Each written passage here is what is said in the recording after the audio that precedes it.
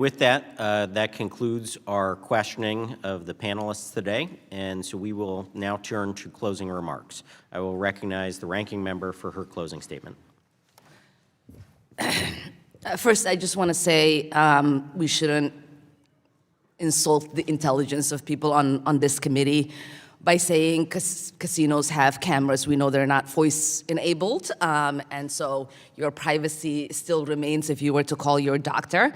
And two, just because you're not a US citizen, it doesn't mean you're undocumented and legally not in this country.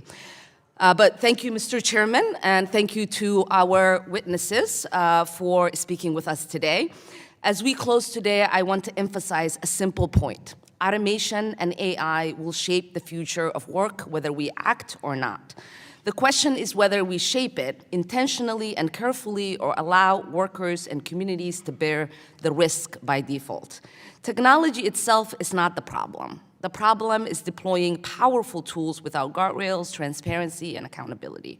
When that happens, safety becomes optional, risks are shifted onto workers, and harm appears long before makers respond.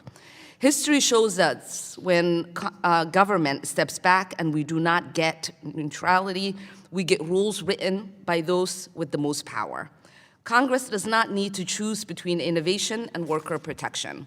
Strong safety standards have repeatedly driven smarter and more responsible innovation.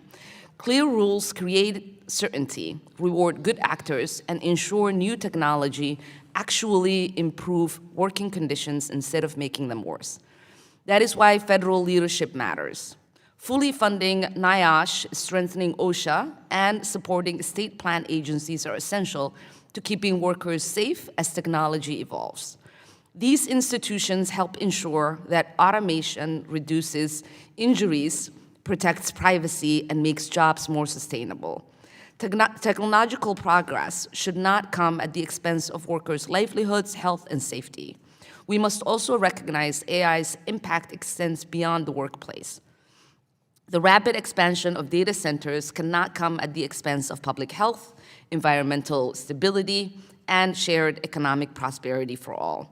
AI should be a tool that works for people, not one that extracts value and burdens workers and communities with cost.